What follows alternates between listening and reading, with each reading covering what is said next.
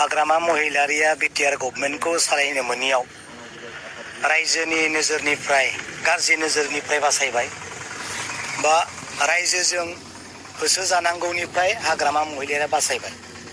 बे बिटिआर गभर्नमेन्टखौ सालायनो मोनियाव रायजोआ बिथांखौ साव होगौमोन। दुलाराय बर' रायजोआ बिथांखौ जाति द्रुहि होनना बुंगौमोन। सोरबा सोरबा हाग्रामा महिलारिखौ मुर्ति बनायना सावगौमोन। सोरबा बिमा सोरबा बिफाया बेखौ साव होनायजों खुदै मुजुदेरगौमोन। बेफोर गासैनिफ्राय हाग्रामा महिलारिया दिनै बासायबाय होनना बुंदों आं रायजोनि सिगाङाव। मानो थाखाय खारन बिटिआर एकर्डनि दफाफोरा जितु मोनसेबो साक्सेसफुल जाला नङा होमबा। बे साक्सेसफुल जायैनि दायनिगिरिया जेब्ला हाग्रामा महिलारि गभर्नमेन्ट खालामगौमोन हाग्रामा महिलारिया दायनिगिरि जागौमोन। आं नाम्बार 1 बुंदों एकर्डनि उनावबो रन्जन दैमारिजों लोगोसे जिफोर बिनि सोद्रोमाफोर दासिमबो जोबथेसालियाव दङ बिथांमोना जोबथेसालियाव थानांनायनि दाया हाग्रामा महिलारि जायामोनबा जागौमोन।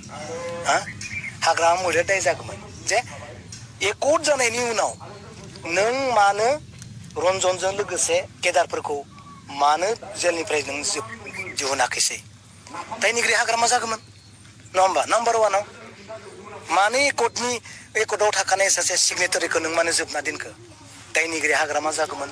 मुगैगौमोन हाग्रामाखौ। बिनिफ्राय हाग्रामाया दिनै बासायबाय। नाम्बार 2 आं बुंदों सनितपुर बिश्वनाथखौ लानाय जा सिमां दङमोन हाजारतानि खाथियाव गामि सोसननायजों रुजु रुमु मोनसे फुल प्लेजेड डिस्ट्रिक्ट आरो फुल प्लेजेड मोनसे बिटिआर एकर्डआव थानाय बायदि गामि बारायनानै मोनसे संसारनायनि खोथा दंमोन। नाथाय बेबायदि दासिमबो दिनै जायाखैसै। बिनि दायनिगिरि हाग्रामा जागौमोन होनना बुंदों।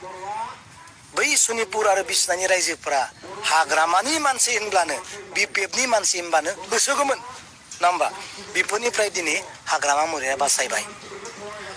नों दिनै एकर्डआवनो दोङो जे न'खराव साफा साख्रि होनाय जागोन बे बुंदों। एकर्डआव दोङो जे पारामिलिटारि आर्मि पुलिसाव फ्रि रिक्रुटमेन्टजों कनसिडारेसन खालामनानै सेंग्रा सिख्लाखौ जों मेनेज खालामनाय जागोन होनना एकर्डआव दोङो। नाथाय दिनैसिमबो बे जायाखैसैब्ला हाग्रामा महिलारि जुदि गभर्नमेन्ट खालामनायमोनब्ला दायनिगिरि हाग्रामा जागौमोन।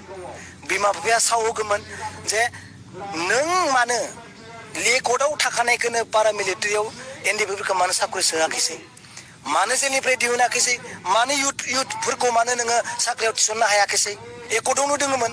नों दायनिगिरि होननानै हाग्रामा महिलारिखौ दिनै रायजोआ बुंगौमोन।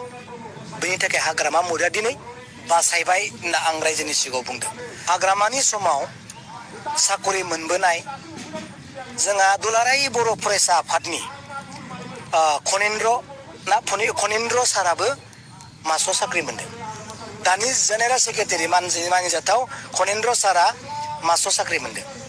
हाग्रामा महिलारिनि दिनाव बिथाङा थाइसे फैसा होनांदों ना बिनियाव सों नङा होमबा।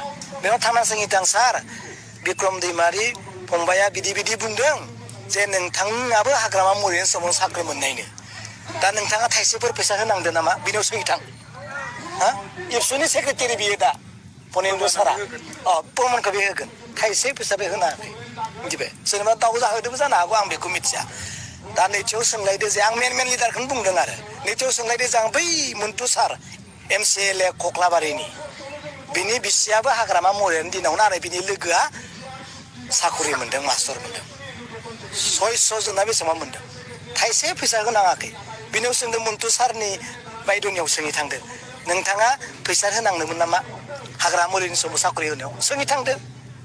बिथाङानो माबा जागोन बुंना साखि जागोन आरो होनांना होनाखै। आं प्रुफखौसो होदों।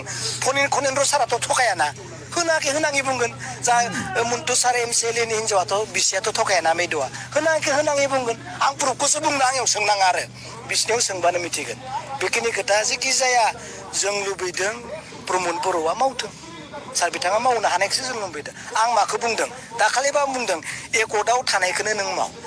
बै मुम्बाइआव गेस्ट हाउस बानायनो नागिरदों एकर्डआव दोङो मुम्बाइआव गेस्ट हाउस मोनसे बानायनाय जागोन बानायदों होनबा बायाखै नों हाग्रामा महिलारिनि दिनाव बेसेबांबा 7-8 स्टेटआव गेस्ट हाउस बानायजोब्बाय आं बुंदों मानो मोनसेल' मुम्बाइआवलाय इमान माखासे स्टेट दङ हाग्रामाया 7टा बानायोब्ला नों 14टा बानाय डाबल होमबासो रायजोआ मोजां मोनो नङा होमबा आयं आं बेखौसो बुंदों मावनो हानाङाथों एथ' गैथारा होनना आं बुंनो सानाखै नों देखाय नङा होमबा हाग्रामा महिलारिनि दिनाव हाजार दिनै मार्टियार फेमिलि साख्रि मोनबाय बिनि प्रुफखौ गासै 29टा माबायाव 39टा डिपार्टमेन्टआव सोंहै थां हाग्रामा महिलाया खै हाजार साख्रि होखो आंनाव सोंनाङा हा मार्टियार्स फेमिलिफोरनियाव सोंहै थां नों साख्रि मोनदों ना मोनाखै प्रुफ होजोबगोन बिटि सेक्रेटारियाव सोंहै थां नों बबेनिफ्राय आं मार्टियार फेमिलिनिफ्राय डिरेक्टर अफिसाराव सोंहै थां आं मार्टियार फेमिलिनिफ्राय उदालगुरिनिफ्राय लाना क'क्राझारसिम सों मार्टियार फेमिलिया मोनदों ना मोनाखै मोनफ्रोमबो अफिसाव मार्टियार फेमिलिनि साकरि लानाय सदस्यफोर दङ प्रमद बर'आ होमबा मानो होनो हाया बे एकर्ड जाबायना मार्टियार फेमिलिनिफ्राय मानो होनो हाया होनांगोन होनो हाथोंखौसो आं दिनै बुंदों दे होनो हाथों होननासो बुंदों दाबो सम दङ आं बेखौ बुंदों